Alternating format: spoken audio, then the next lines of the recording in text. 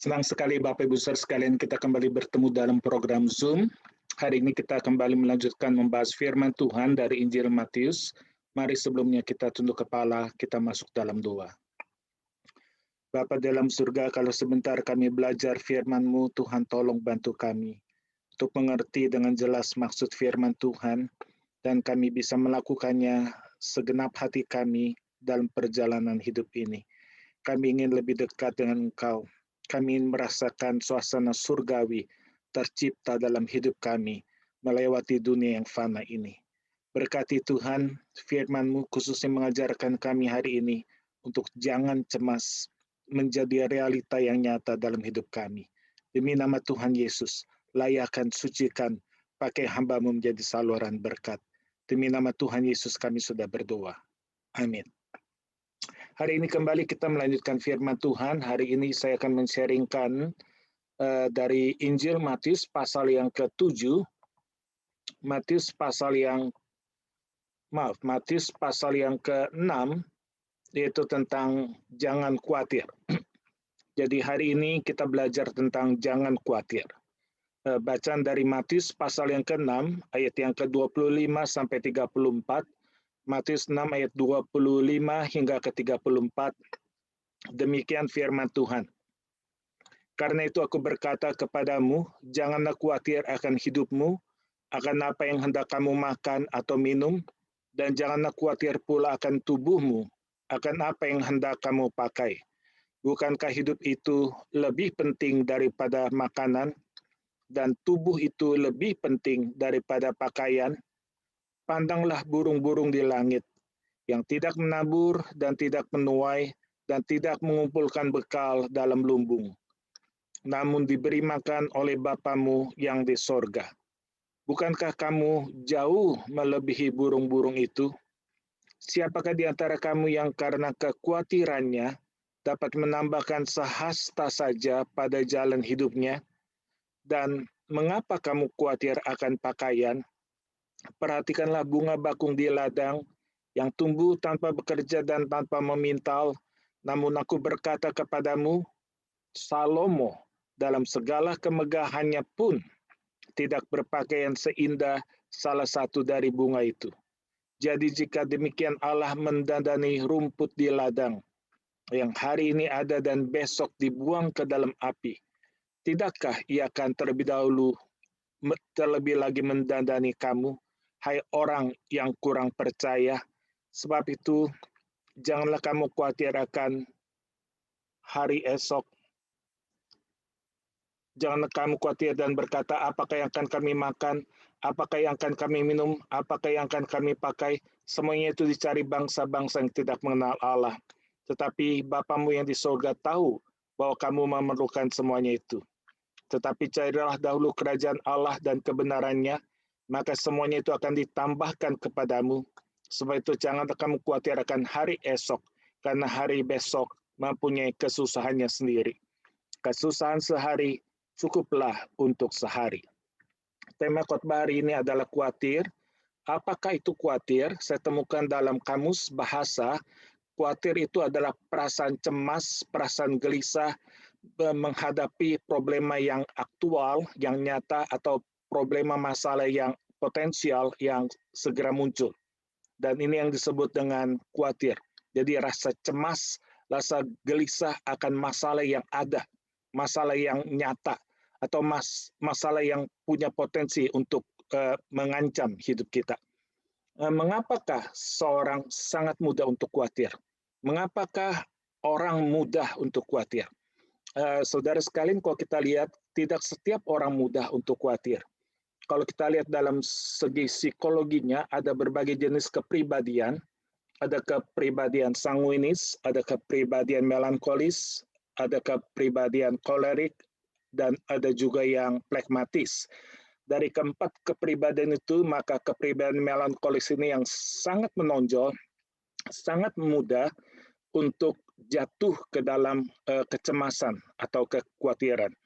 Dan ciri khasnya itu dia bisa menjadi depresi. Ya, kalau kita lihat di sini kelemahannya itu orang-orang melankolis ini dia akan mudah untuk depresi.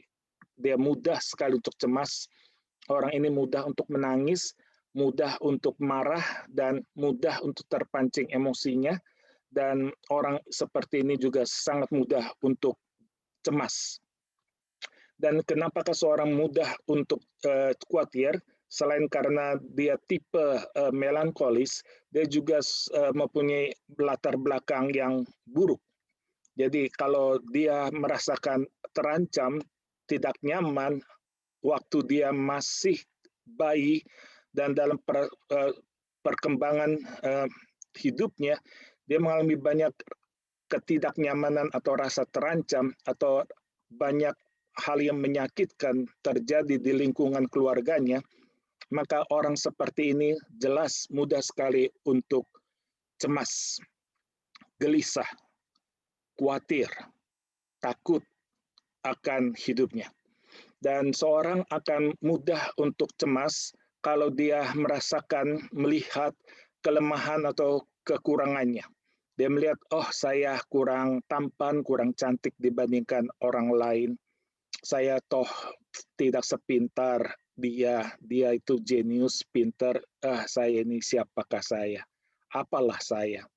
Atau, oh saya sama dia tidak ada apa-apanya untuk gaji, untuk rumah, untuk kemewahan. Wah, dia seperti langit dan bumi, saya dengan dia. Dia kaya banget, saya miskin sekali. Atau banyak kelemahan-kelemahan, saya orang punya kelemahan untuk lawan jenis, saya punya kelemahan untuk melihat hal-hal yang dimiliki orang lain, saya sepertinya ingin memilikinya. Ada banyak kelemahan-kelemahan dalam diri saya, dan itu menjadikan kehidupan orang-orang seperti ini mudah untuk cemas, mudah untuk khawatir. Kekhawatiran itu sebetulnya bisa menjadi positif atau negatif. Jadi kekhawatiran itu tidak selalu negatif, namun bisa juga membawa ke hal-hal yang positif. Dan umumnya kekhawatiran itu negatif karena kekhawatiran itu bisa menyebabkan depresi. Amsal 12:25 berkata, kecemasan dalam hati manusia menyebabkan depresi. Dan kata-kata yang baik menyebabkan hati gembira. Jadi depresi itu terjadi karena kekhawatiran. Tadi saya ambil contoh orang-orang melankolis. Jadi ini hal yang negatif dari depresi, dari orang yang khawatir. Dia akan cepat mudah depresi. Dan dampak dari depresi itu sangat-sangat mempengaruhi kesehatan. Ini saya ambil sketnya, gambarnya, di mana seorang yang mengalami depresi, dia akan merasakan kesedihan atau kekosongan. Dia bisa menjadi insomnia, precaution with that, atau sulit untuk mengingat atau mengambil keputusan, ataupun resiko serangan jantung, perasaan cleanliness, ada yang melekat, ada yang kurang nyaman, ataupun fluktuasi dari hal berat badan, constricted blood vessels, increased pain sensitivity, dan fatigue, cepat merasa lelah. Ini semua dampak dari depresi. Dan tadi saya katakan ada juga kekhawatiran itu bisa membawa ke hal-hal yang positif, di mana dengan kekhawatiran menyebabkan seorang akan siap, akan cepat tanggap menghadapi segala kemungkinan buruk yang bakal terjadi. Misalnya, daerah sekitar saya mudah banjir, maka apa langkah positifnya? Apa hal-hal yang harus saya lakukan supaya tidak terjadi banjir itu? Meninggikan rumah, pindah rumah, atau membantu warga atau membantu pemerintah untuk mengatasi masalah banjir di lingkungan, misalnya dengan solokan, dengan tanggul, dan hal-hal lain yang bisa dilakukan. Atau kita yang di Amerika misalnya, kita baru saja mengalami di masa musim dingin ini, tiba-tiba nggak ada power, nggak ada listrik, nggak ada lampu. Bagaimanakah kalau itu sampai terjadi? Tentu, mungkin kita perlu ada genset atau sejenis power atau pembangkit listrik dari gas, jadi tidak lagi melalui listrik. Dan kalau sampai itu berbahaya karena ada satu keluarga menaruh gensetnya dalam rumah dan mungkin karena panas ataupun asap dari genset itu menyebabkan kematian dari satu keluarga, maka genset itu tidak boleh taruh dalam rumah, harus di luar rumah supaya tidak terjadi polusi dan itu bisa membunuh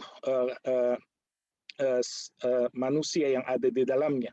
Maka banyak hal yang harus dilakukan supaya hal itu tidak terjadi lagi.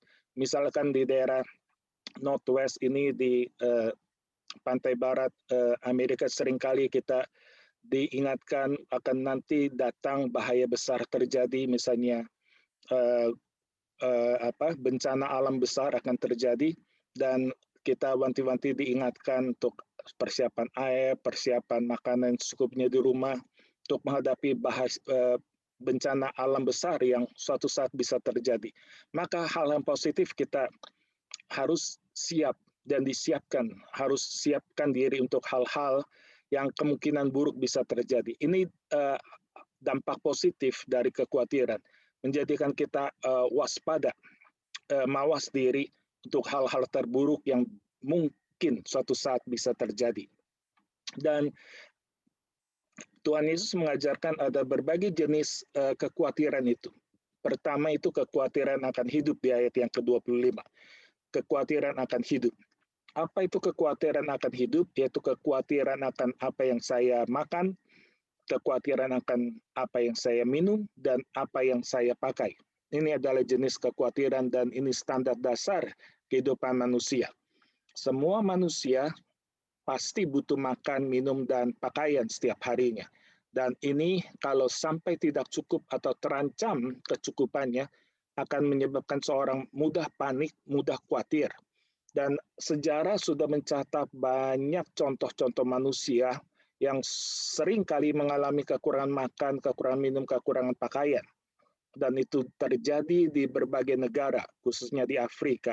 Dan ini menyebabkan kita waspada karena melihat begitu banyak kondisi anak-anak ataupun orang-orang di sana yang kelaparan, dan itu menyebabkan kita ketakutan, cemas. Kalau suatu saat kita merasakan, wah saya nggak cukup uang untuk kehidupan saya nggak cukup uang untuk membeli makanan, saya nggak cukup penghasilan untuk menafkahi hidup saya.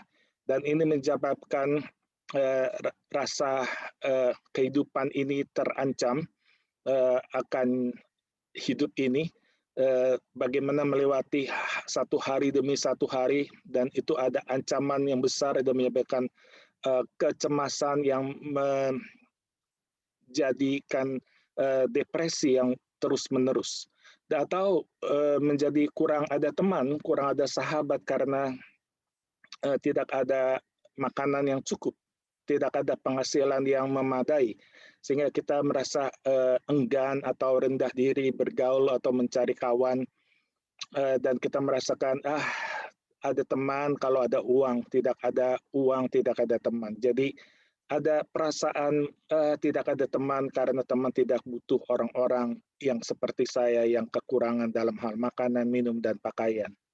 Dan ini berdampak pada rasa percaya diri yang terinjak-injak sehingga menjadi minder, menjadi kurang bergaul dan tidak tertarik bertemu dengan orang-orang banyak dan itu mengganggu sosialisasi kehidupannya. Karena apa? Karena merasakan kurang cukup untuk memenuhi kebutuhan makan, minum, dan pakaian. Dan bagaimanakah janji Bapa di surga? Janji Bapa di surga berkata dalam Matius 6 ayat 26 bahwa hidup Anda, hidup kamu jauh lebih berharga dari burung-burung. Coba perhatikan katakan burung-burung di udara yang tidak menanam, yang tidak mengumpulkan hasil dan ke dalam lumbungnya, namun Bapamu di surga memelihara mereka. Burung-burung adalah binatang yang bisa terbang, dan jenis binatang yang tidak pernah menanam, tidak pernah mengumpulkan hasilnya ke dalam lumbung, namun tiap hari Tuhan pelihara. Bapa di surga mencukupi kebutuhannya. Dan kalau burung-burung Tuhan pelihara, apalagi engkau. Bukankah engkau lebih berharga daripada burung-burung? Hidupmu lebih berharga daripada burung-burung. Ini janji Tuhan. Tuhan pelihara burung-burung, terlebih engkau, orang-orang dikasihinya, umat kepunyaannya yang percaya, berharap, dan hidup seturut kehendaknya. Masakan Tuhan tidak pelihara? Masakan tidak ada mujizat? Masakan tidak ada pertolongan? Masakan hidupan kita kekurangan?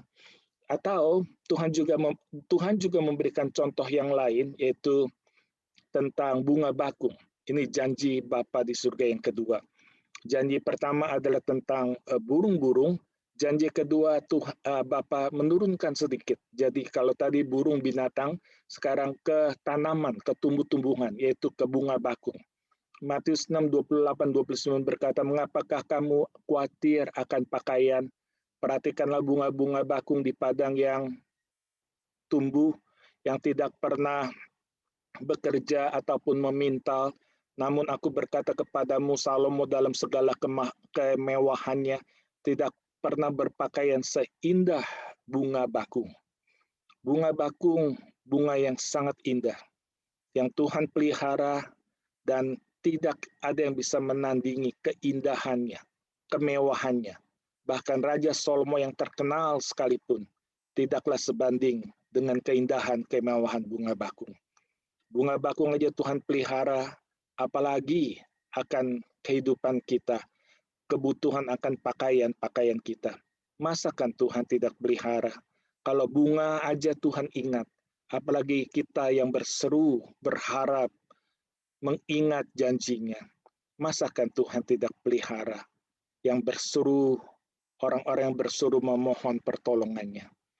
Yang ketiga, Tuhan turunkan lagi dari binatang ke bunga-bunga bakung. Tuhan turunkan yang paling rendah ke rumput, yaitu tanaman yang tidak menghasilkan bunga, apalagi seindah bunga bakung. Dan Bapa berkata, kalau Allah yang mendandani rumput di padang yang hari ini tumbuh dan besok dibuang ke dalam api, terlebih lagi Dia akan memelihara akan pakaianmu, hai engkau yang kecil imannya. Jadi kalau rumput di padang aja Tuhan pelihara, terlebih lagi kebutuhan akan pakaianmu. Tuhan akan jaga, Tuhan akan pelihara, Tuhan akan berikan yang kita butuhkan, dan kita tidak akan kekurangan untuk hal ini. Kemudian janji Tuhan juga adalah, janganlah kamu khawatir, karena Bapamu yang di surga mengetahui apa yang kamu pikirkan, apa yang kamu butuhkan. Kamu butuh akan makanan, kamu butuh akan minuman, kamu butuh akan pakaian. Tuhan tahu akan hal itu. Dan Dia berkata dalam Matius 6:31, Bapamu yang di surga mengetahui segala yang kamu butuhkan. Tuhan tahu persis, bahkan yang lebih dalam, yang belum pernah kita sangkakan, yang belum pernah kita pikirkan, sudah Tuhan sediakan dalam berkat-berkat-Nya. Dan apakah ada manfaat kalau kita khawatir? Kalau kita melakukan tugas, melakukan pekerjaan khawatir, kita sering khawatir, apakah ada manfaatnya? Alkitab berkata, siapa yang khawatir, dapatkah ia menambahkan bahkan 1 jam saja dalam hidupnya? Tentu tidak bisa. Jadi dengan kata lain, kalau kita memakai kesempatan yang ada untuk khawatir, sesungguhnya kita menghabis-habiskan waktu. Tidak ada manfaat, tidak ada gunanya sama sekali. Tidak ada gunanya sama sekali.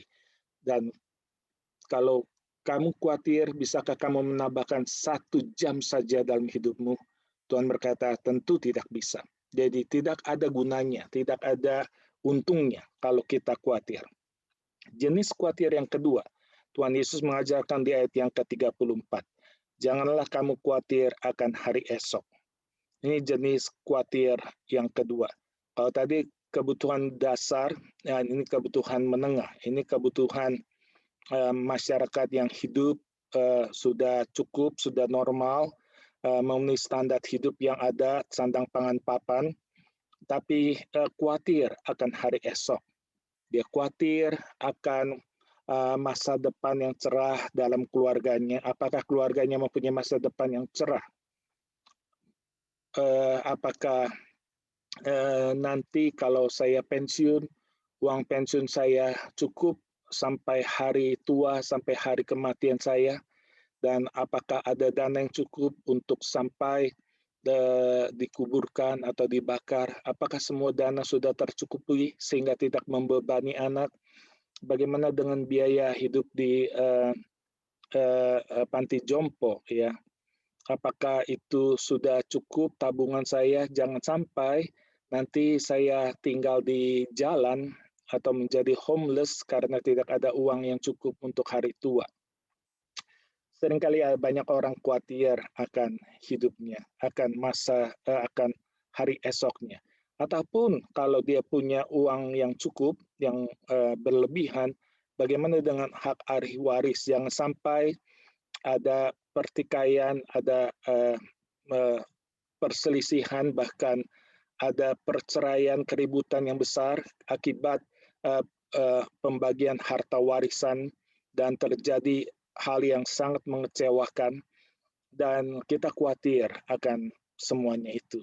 Ada juga orang yang khawatir akan kematiannya, apakah dia nanti bisa mati secara normal atau dia bisa mati dengan cara mengerikan, apakah dia bisa memastikan bahwa semuanya bisa berlangsung dengan baik, dengan normal, sehingga berjalan dengan semestinya.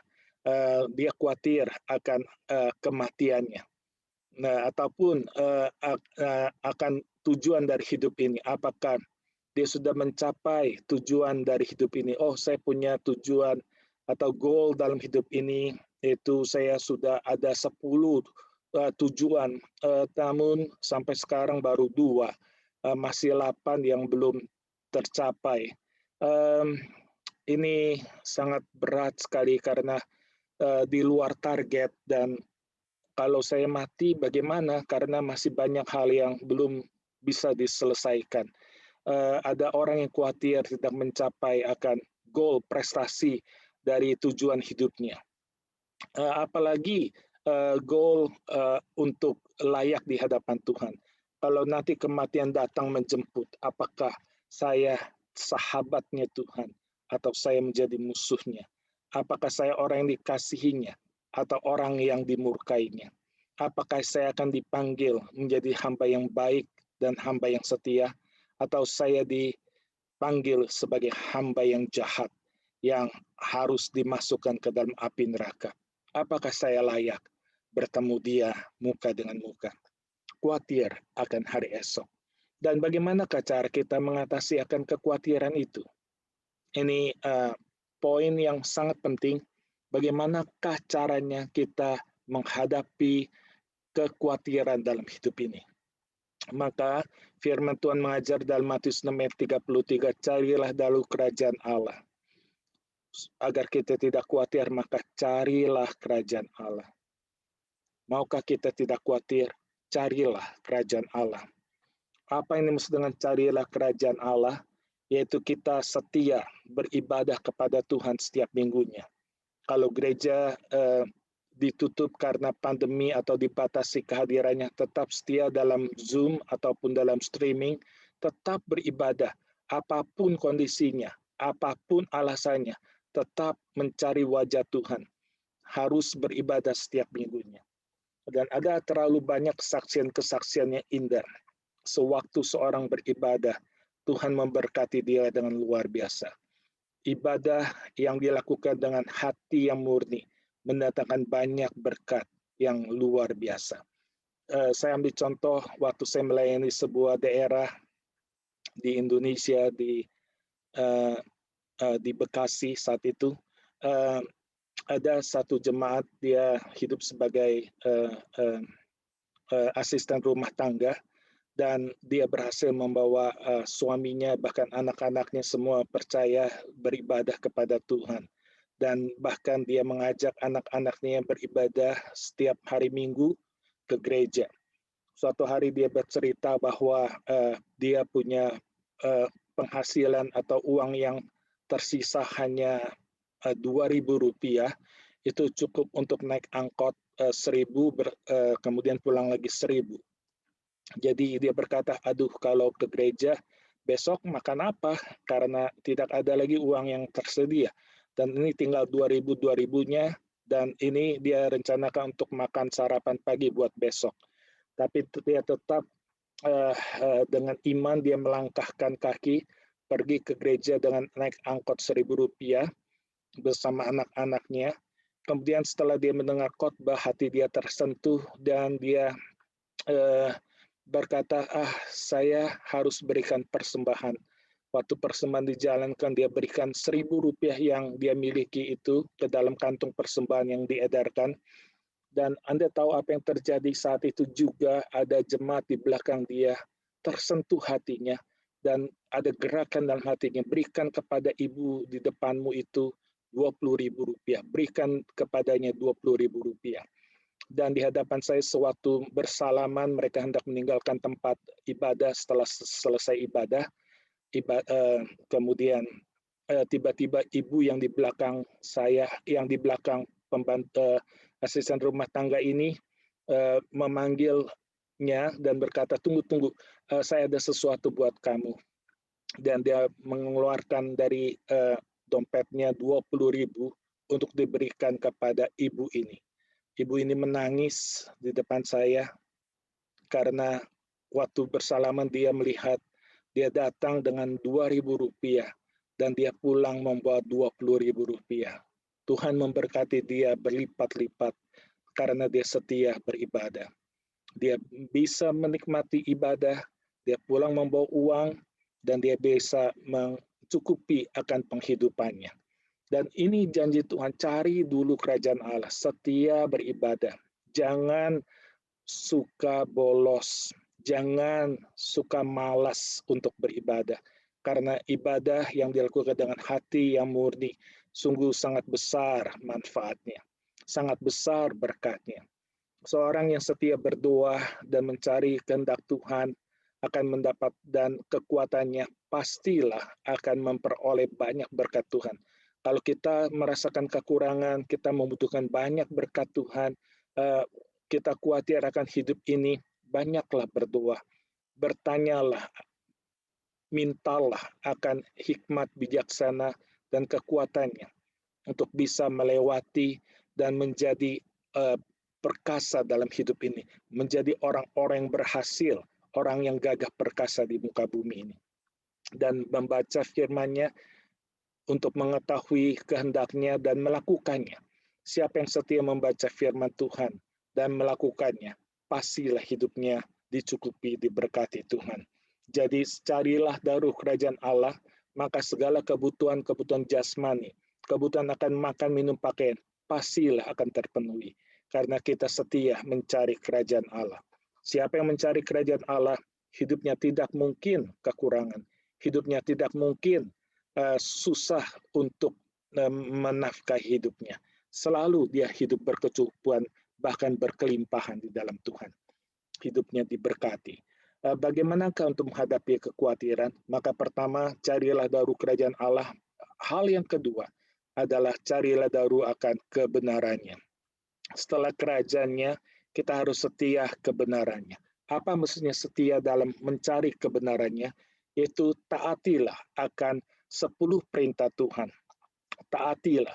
Kalau Tuhan berkata, ingatlah dan kuduskanlah hari Sabat, setialah untuk melakukannya.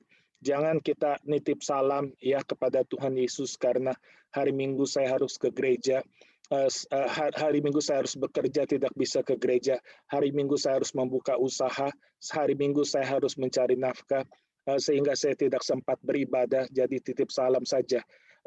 Buat Tuhan Yesus, saya hanya utus anak-anak saya untuk beribadah. Ya, selanjutnya saya bekerja dan Tuhan Yesus saja yang menjadi harapan dan doa saya percaya kepadanya, namun saya tidak bisa beribadah. Jadi Tuhan berkata, ingat dan kuduskan hari Sabat, setia ibadah, dan juga setia melakukan 10 perintahnya. Tuhan berkata, jangan mencuri, setia akan perintah itu, jangan sekali-sekali melakukan pencurian, karena ini melanggar akan firman Tuhan, melanggar akan 10 perintah Tuhan.